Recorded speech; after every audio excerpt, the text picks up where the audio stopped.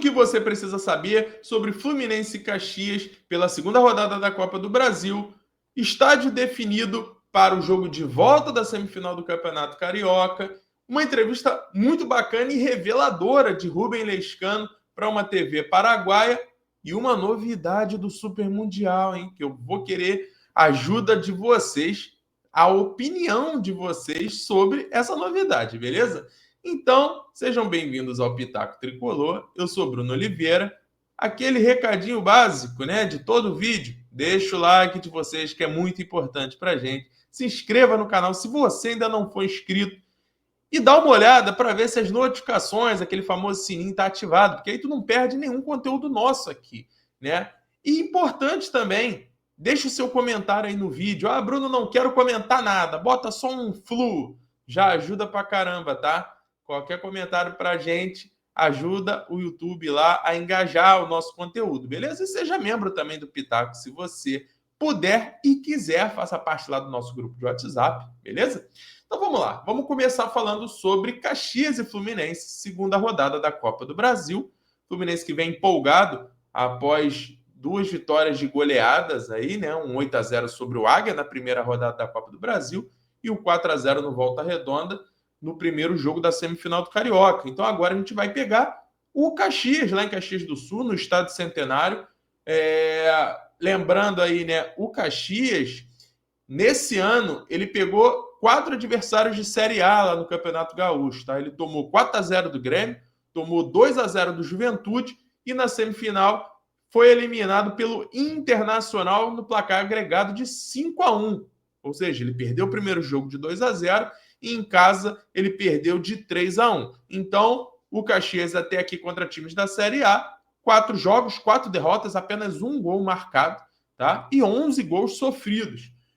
Uma observação que é importante deixar, né? Circulou um vídeo sobre o gramado do Estádio Centenário e aparentemente o gramado está muito ruim.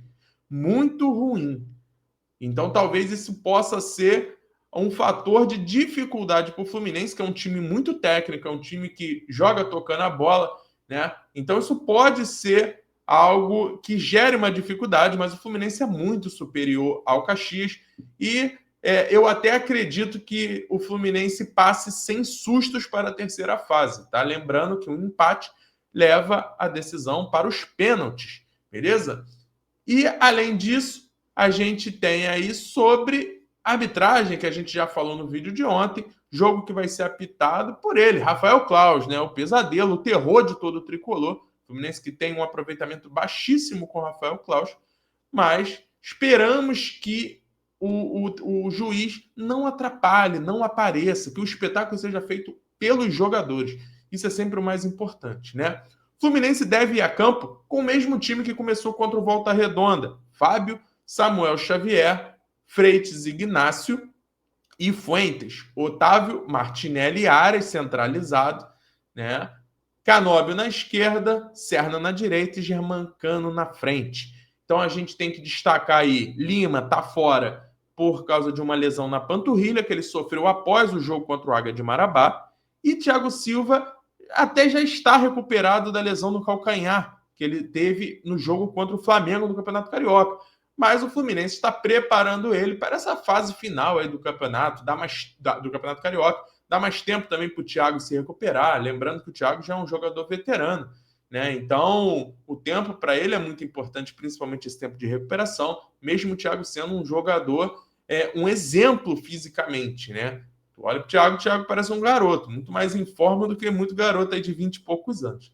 Então, o Fluminense vai a campo muito provavelmente com esse time. Talvez a única dúvida seja ainda a lateral direita, Samuel Xavier ou Guga, né? Samuel Xavier, ele até sai sentindo a lesão no pubis, no último jogo contra o Volta Redonda, então pode ser que o Guga ocupe essa posição. Então, isso aí só na hora do jogo, porque a gente tem visto bastante isso, né? Uma escalação, ela é divulgada, mas chega na hora do jogo, sempre tem alguma surpresa. Então, se nada acontecer de diferente, se Mano Menezes não inventar nada, o time vai ser esse. A única dúvida é Samuel Xavier ou Guga, beleza? Então, vamos lá, falando agora sobre Campeonato Carioca. existia uma possibilidade do jogo de volta ser realizado no Maracanã. O Fluminense fez uma oferta ao Volta Redonda de que o segundo jogo fosse realizado lá e que o Volta Redonda ficasse com 70% da renda e o Fluminense com os outros 30%, o que não foi aceito pelo Volta Redonda, que preferiu manter o jogo lá para o Raulino de Oliveira, para prestigiar a sua torcida, e aí automaticamente esse segundo jogo vai ser mantido no estádio original, lá em Volta Redonda, né? Então, vamos aguardar e torcer para que o Fluminense faça mais um belo jogo, mesmo que o resultado seja até aqui muito favorável para o Flu, mas a gente está agora naquela empolgação de sempre ver uma boa atuação do Fluminense, né? E é isso que a gente espera. Então, sobre o Fluminense e Volta Redonda, a gente fala ao longo da semana, falaremos muito disso no sábado, na nossa live de sábado, lá no Pitaco Live Show, mas a informação é a confirmação do Raulino de Oliveira, beleza? Falando agora sobre Rubem Lescano. Por que Rubem Lescano mais uma vez? Né? O Lescano saiu aí uma entrevista que ele deu a uma TV paraguaia, uma entrevista muito bacana, com algumas falas muito maneiras e diferentes, assim, que a gente não está acostumado a ouvir do Lescano, né? Falando sobre a primeira impressão dele do futebol brasileiro, do Fluminense. Então, algumas coisas que eu anotei aqui, que eu achei interessante passar para os amigos, para quem não assistiu, né?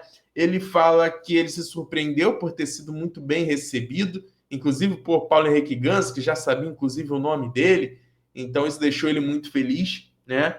Ele fala que, segundo ele, a academia do Fluminense tem de tudo, né? E que o treino de força é muito intenso e que ele quase não conseguiu terminar, mas conseguiu finalizar o treino.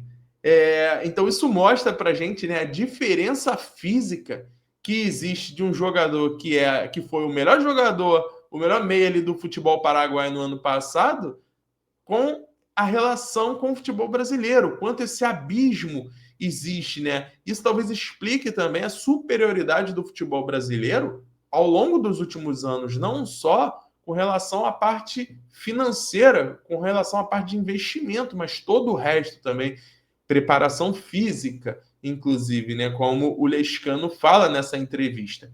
Ele fala aqui também sobre o tempo que ele deve se preparar para começar a jogar. Ele fala, inclusive, que o treinador do Fluminense deu esses 15 dias, ou seja, teremos Lescano provavelmente lá a partir do dia 20, 18 de março, já apto para estrear pelo Fluminense. Mas, segundo o Lescano, o Mano deu a ele 15 dias de preparação, como se fosse uma adaptação ao futebol brasileiro, uma adaptação à forma de jogar, uma adaptação ao elenco, uma adaptação ao Brasil, a tudo. Né? A gente sabe que todo jogador que vem lá de fora, por melhor que ele seja, ele necessita dessa adaptação. E a gente tem inúmeros exemplos. A gente teve o próprio John Arias, que hoje é o melhor jogador do Brasil e talvez do futebol sul-americano. Talvez não, né? Se ele é o melhor do Brasil, ele é o melhor do futebol sul-americano. Então a gente teve essa adaptação com Arias, a gente teve essa adaptação com Fuentes ano passado. Né? O Fuentes ele assume até a titularidade quando o Diogo Barbosa se machuca, mas enquanto isso ele ficou se preparando. Inclusive o próprio Mano Menezes fala isso na última coletiva do jogo contra o Volta Redonda. Né? E isso também se aplica ao Lavega. O Lavega também está passando por esse processo de adaptação. Então, da mesma maneira que o Mano deu 15 dias para o Lescano, muito provavelmente esses 15 dias se aplicam ao Lavega também. Né? Então, o Lavega provavelmente pode aparecer aí no Fluminense antes, mas também está nessa fase de adaptação. E até abrindo um parêntese, né? O Mano fala também sobre isso na última coletiva, que ele utiliza um jogo ali entre expectativa e frustração, que essa expectativa não vire frustração caso o jogador entre de uma maneira que não seja a ideal. E aí ele não conseguiria render o que é esperado, isso vira uma frustração, isso pode virar contra o jogador, até por parte da própria torcida também. Então, eu fui até um que cobrei a presença do Lavega, mas faz muito sentido o que o Mano está fazendo, né? Então, é isso, dar esse melhor ambiente para esses garotos. Ele até cita o Fuentes também. Dar um melhor ambiente para esses garotos para que eles possam entrar e quando tiverem a oportunidade de entrar voando nos jogos, né? Então esperamos que isso aconteça e a gente está empolgado para isso, né? E aí, finalizando as falas do Lescano, ele fala também que o futebol aqui é muito dinâmico, aqui no futebol brasileiro, de 1 ou 2 toques no máximo na bola. Ele fala que ele recebeu dicas do Ángel Romero, do Corinthians. O Romero entrou em contato com ele, se colocando à disposição para ajudar e dando dicas também para que ele possa se adaptar o mais rápido possível no futebol brasileiro. Muito bacana também por parte do Romero, né, o seu conterrâneo. Ele fala que ele já está sabendo da rivalidade Fla-Flu e que ele já esperava estrear nessa final. Ele não sabia que não poderia jogar, né? Então ele já queria, porque ele estava em atividade no Libertad, então ele já queria jogar, já estava ansioso ali para fazer a sua estreia, né? Ele fala também, isso é algo muito interessante, né? Que ele fala sobre que tem algo no futebol brasileiro que não tinha lá onde ele jogava, no Libertad. E olha que o Libertad tem uma das melhores estruturas do Paraguai. Ele se surpreendeu que após os jogos tem um jantar de proteína, né, para recuperação dos atletas ali e falando que os brasileiros se cuidam muito, né? Algo que não tinha lá. Isso aí foi algo que... E ainda no estádio, né? Esse jantar de proteínas acontece no próprio estádio. Isso foi algo também que chamou a atenção do Lescano, que ele não tinha esse hábito lá no Paraguai. E ele finaliza falando que ele confia muito no potencial dele e que ele sabe que ele vai poder ajudar o Fluminense, né? Então, muita personalidade aí do menino Lescano. A gente torce muito para que ele consiga arrebentar com a camisa do Fluminense, né? E a gente sabe que se realmente ele conseguir mostrar o mesmo futebol que ele mostrou no Paraguai, que o credenciou como craque lá no futebol local, ele tem tudo para dar certo aqui no Fluminense, né? E aí, fechamos agora o nosso vídeo aqui com uma bomba lá do Super Mundial, né? Segundo o jornalista mexicano Alejandro Orvallanos, né? Ele diz que o Super Mundial vai possibilitar a contratação de 6 jogadores. Vamos lá. 6 jogadores exclusivos para o Mundial. Beleza? Ainda não temos maiores detalhes. A gente, né, até... Foi uma informação que surgiu na noite de ontem, que eu vi pela primeira vez. É um jornalista muito conceituado lá no México e ele fala sobre isso, 6 contratações apenas para disputar o Super Mundial. Ou seja, o Fluminense vai contratar o cara vai jogar o Mundial igual era antigamente. Né? Antigamente, para quem é da década ali de 90, quando chegava no Mundial no final do ano, no Intercontinental, acontecia isso. Os times contratavam jogadores, se eu não me engano, eram por 3 meses ou 3 semanas, algo assim. E ele ia só para jogar mesmo o Mundial, porque já estava num momento ali de férias, né? Então era algo que acontecia lá atrás. Eu lembro o Cruzeiro, na época, contratando o Bebeto, acho que foi o Gonçalves também, quando eles fizeram a final. Então, interessante, vamos observar aí para ver os próximos movimentos e a confirmação certinha dessa novidade aí para o Super Mundial.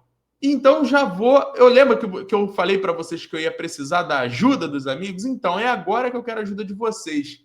Deixa nos comentários aí que 6 jogadores que vocês gostariam que o Fluminense contratasse só para o Super Mundial.